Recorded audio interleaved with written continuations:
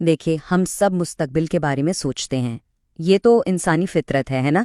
چاہے تعلیم ہو، کیریئر ہو یا پھر خاندان، آگے کا پلان تو کرنا ہی پڑتا ہے۔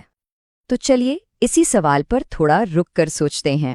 جب بھی بڑھاپے کی پلاننگ کی بات آتی ہے تو فوراً ذہن میں کیا آتا ہے؟ پیسہ، پینشن، بچت، مالی تحفظ، یہی سب ٹھیک ہے نا؟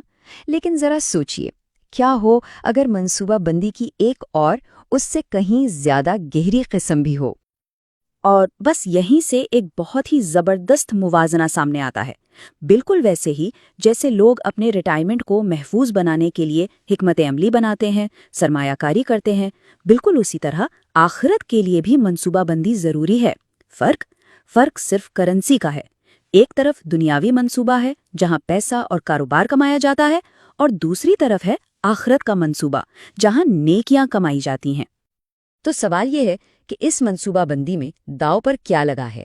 دیکھیے، بڑھاپے میں تنگ دستی یا تکلیف کا خیال ہی کتنا خوفناک ہے، لیکن یہاں جو بات سمجھائی جا رہی ہے وہ یہ ہے کہ روحانی طور پر دیوالیہ ہو جانے کے نتائج اس سے کہیں زیادہ سنگین ہیں۔ تو پھر انجام کیا ہوگا؟ بالکل صاف لفظوں میں بتایا گیا ہے کہ اگر کسی کا روحانی توازن منفی میں چلا جائے، یعنی گناہ نیکیوں سے زیادہ ہو جائیں، تو انجام جہنم ہے۔ اور یہی وہ بات ہے جو اس پورے موضوع کو اتنا ضروری بنا دیتی ہے۔ اچھا، تو اس روحانی بینک اکاؤنٹ میں پھر جمع کیا کرنا ہے؟ وہ کون سا اثاثہ ہے جس کی ضرورت ہے؟ چلیے اب آخرت کی اس کرنسی کو سمجھتے ہیں۔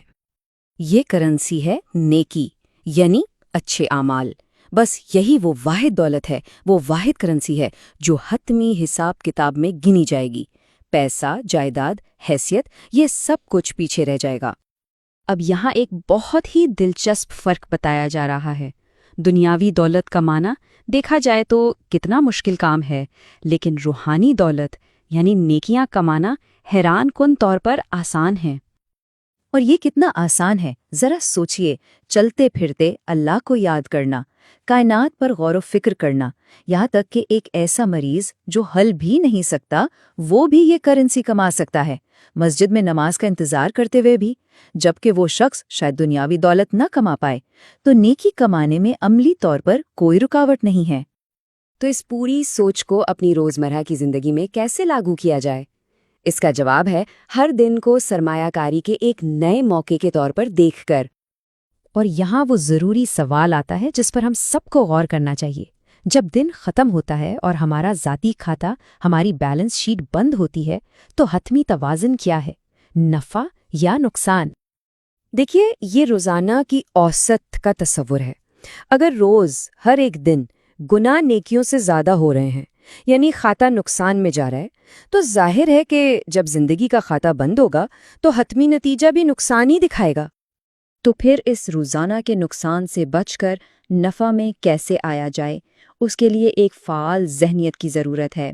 سب سے پہلے دن شروع ہی اس پکے ارادے سے کیا جائے کہ آج نیکیاں کمانی ہیں، پھر کوئی بھی موقع چاہے کتنا ہی چھوٹا کیوں نہ ہو اس کو ہاتھ سے نہیں جانے دینا۔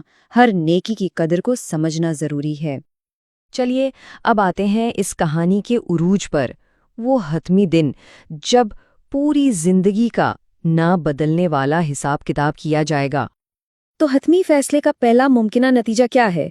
یہ کہ کسی کا نیکیوں کا پلڑا اس کے گناہوں سے بھاری ہو جائے۔ اور اس روحانی نفع کا انعام؟ اس کا انعام ہے ایک ایسی زندگی جس میں صرف خوشی اور اطمینان ہے۔ لیکن اس کا ایک دوسرا بالکل الٹ انجام بھی ہے، اور وہ تب ہوتا ہے جب گناہوں کا پلڑا بھاری نکلتا ہے۔ اس انجام کے لیے حاویہ کی اصطلاح استعمال ہوئی ہے۔ یہ اس زندگی کا آخری ٹھکانہ ہے جو روحانی طور پر مکمل نقصان میں گزاری گئی ہو۔ تو اس ساری بات کا خلاصہ کیا ہے؟ وہ ذہنیت کیا ہے جو اپنانی ہے؟ وہ ہے ایک سرمایہ کار کی ذہنیت۔ کیوں؟ کیونکہ یہاں دو چیزوں کا مقابلہ ہے۔ ایک طرف یہ زندگی جو عارضی ہے، بہت مختصر ہے، اور دوسری طرف آخرت جو ہمیشہ ہمیشہ کے لیے ہے۔ تو پھر ہماری سرمایہ کاری کی ترجیحات کیا ہونی چاہیے؟ یہ فرق بالکل صاف ہے۔ پیغام بالکل واضح ہے۔ جس طرح سے لوگ اپنے بینک بیلنس کو لے کے فکر مند رہتے ہیں، اس کی ہر تفصیل کا خیال رکھتے ہیں، بالکل وہی بلکہ اس سے بھی زیادہ فکر اپنے نیکیوں کے بیلنس کے لیے ہونی چاہیے۔ تو بس آخر میں یہ ایک سوال ہے جس پر ہم سب کو سوچنا ہے۔ آج جب دن ختم ہوگا اور کھاتا بند ہوگا تو بیلنس شیٹ میں نفع ہوگا یا نقصان؟